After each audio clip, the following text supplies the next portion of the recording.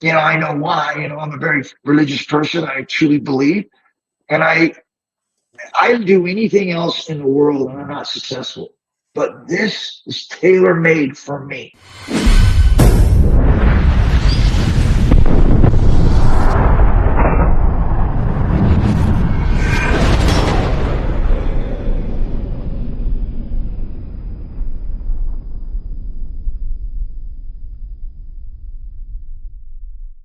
Hey, this is Ken Shamrock, the world's most dangerous man. Well, former world's most dangerous man.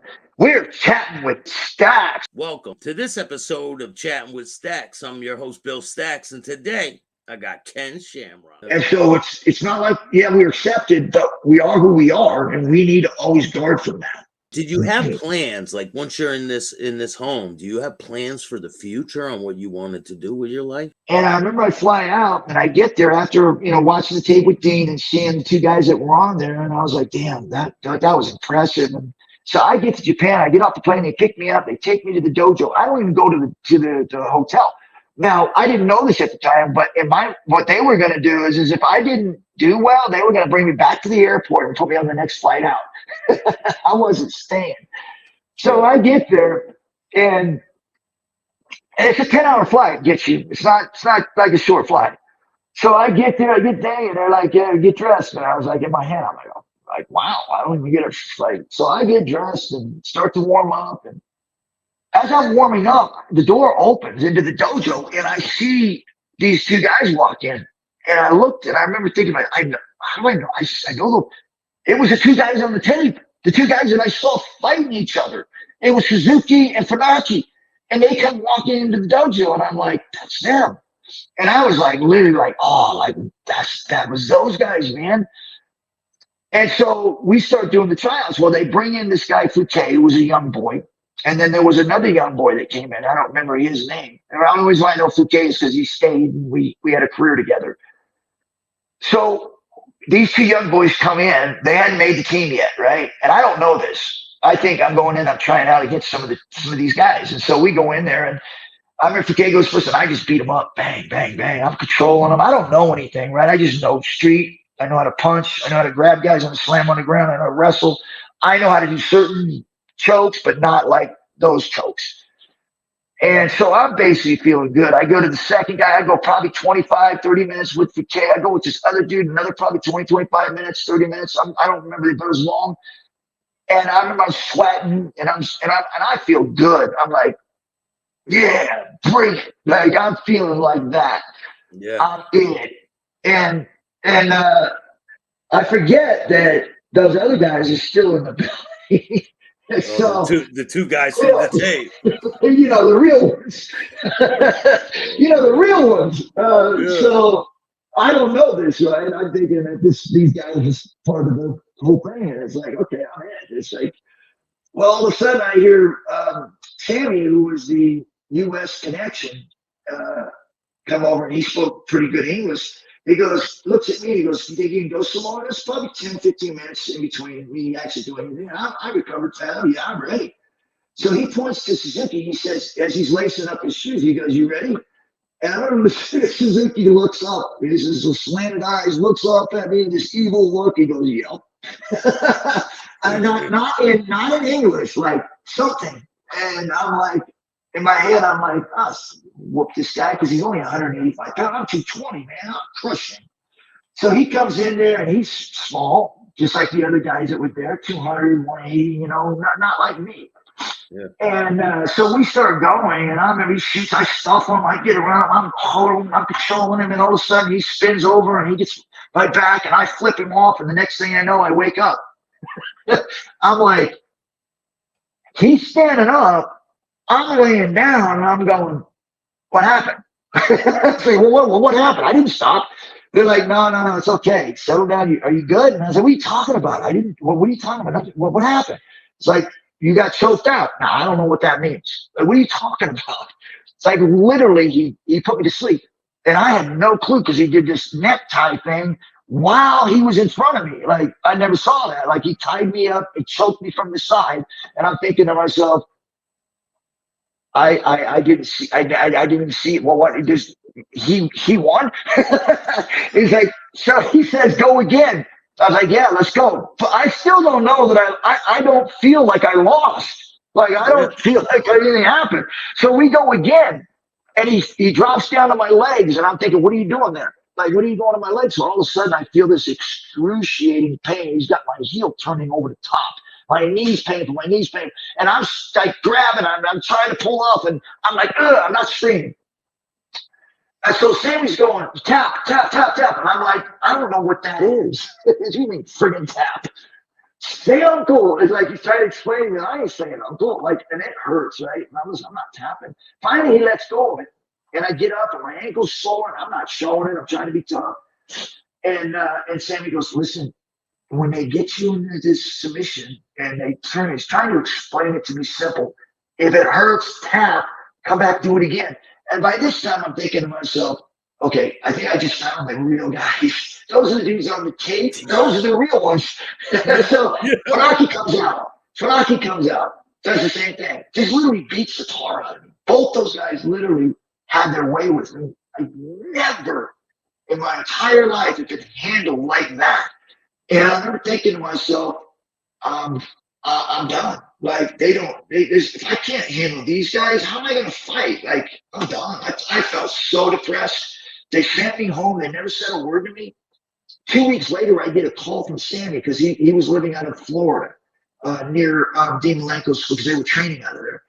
And he said, hey, you want to come fight? And I was like, you talking to me? Yes. yeah. Like, really? Like you want me? Because I mean, I did nothing to impress them, I thought. But because I had determination and kept going, and I had that, they just saw it. I went there, started training, and I picked up real fast. The one thing I picked up was a heel hook because that's the one that hurt the most, that I had the most difficult time defending. All the rest of them I picked up pretty fast after one time. I could block it. But that heel hook felt like there was so many angles to it that it was like every time they got it, man, it was like it was extremely painful. And so I remember thinking that's the first thing I learned. And I remember going into my fight, I fought I forget his name, but it was my first one there, and it was basically just a straight street brawl. I mean, I brought everything. This guy was probably in the middle somewhere, not one of the top guys, but somewhere in the middle, and I beat him. Obviously, the ending was predetermined on that one. But as far as my ability to be able to, because it wasn't like pro wrestling where you go with things. You punish people. You make them earn every move they want to get. And so it felt like I had really punished this guy pretty bad. And then I ended up getting the win. So it was a great, and then from that point, and I didn't know it at the time, for me to win, for them to put me over, that was huge. I'd never done anything before. So whatever they saw in me in tryouts, even though I got beat up, they saw something that they thought was marketable. And obviously, as we see now, I become the first, Pancrase champion over in Japan, which is a Japanese-run organization. I was the first. I was able to go to a tournament, which that one was different because that was real. We went from the UWF, which was what we call the hybrid pro wrestling, which meant the ending was predetermined, but everything up to that was more like sparring. You were still hitting, you're still kicking, you're not trying to finish. So the ending was predetermined. But Pancrase, when we went to Pancrase, that's when it became real.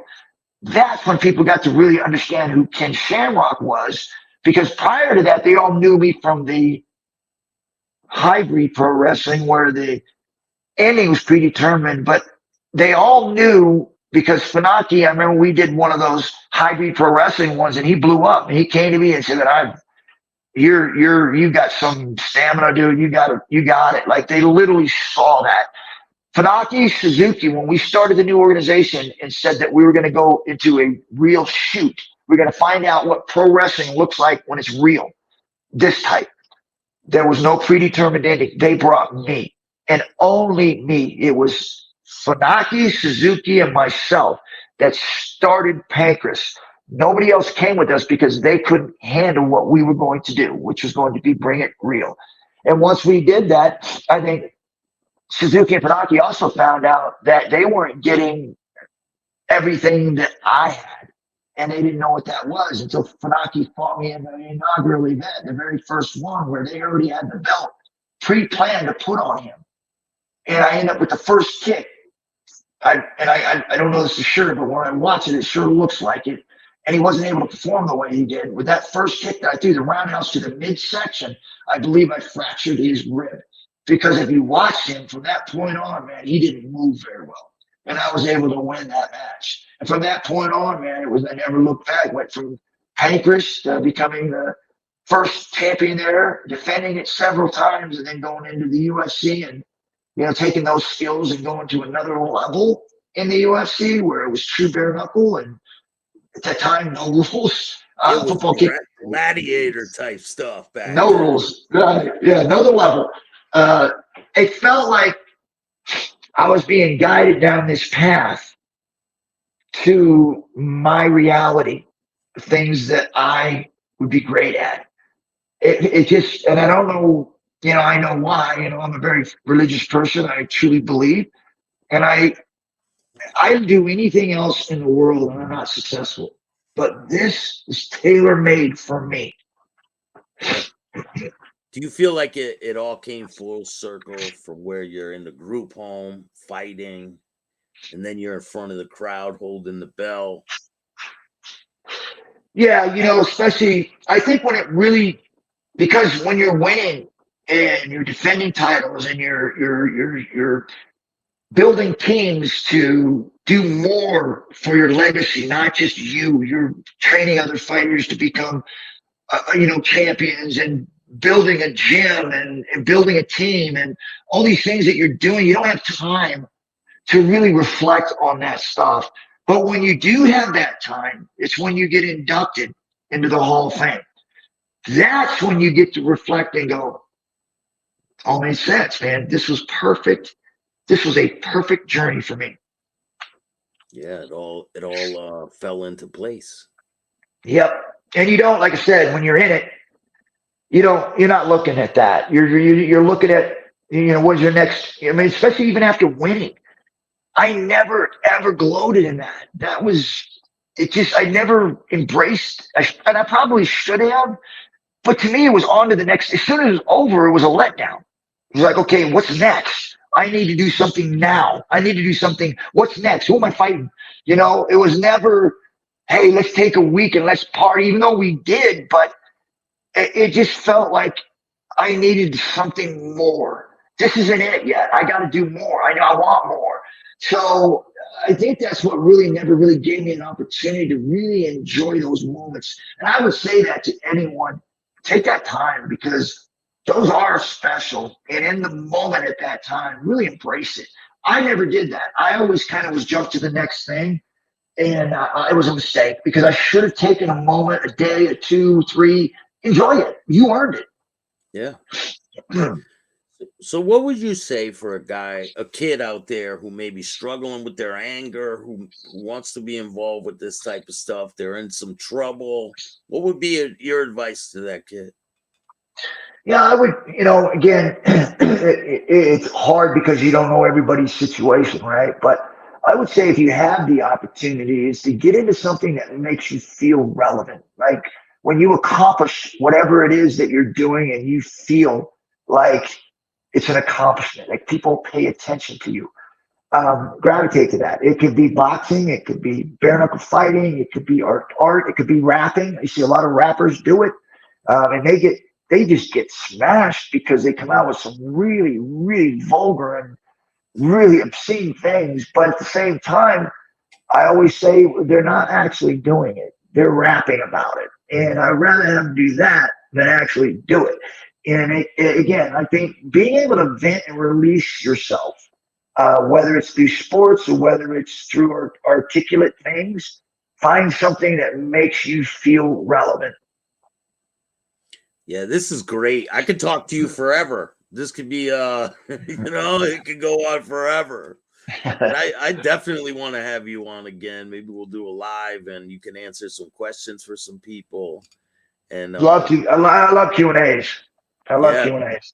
Yeah, we could definitely set something up for the future if you're interested. Yeah. This is great. It's been a really good interview, and I'm excited to have this one in the record book. I'm like you, like on to the better thing, and this is like the pinnacle right here for me. Yeah. You know? Yeah, what's next, man? Let's go. Thank you so much. I really enjoyed this one, and I'll invite you back on, and we'll talk some more in the future. Sounds good, brother. Definitely. If you guys like this show, hit the like button, subscribe, hit the notification bell so you can get my videos every time they drop. And if you don't like this show, too bad. Start your own podcast. Send me your address if you don't like it. Thank you, man.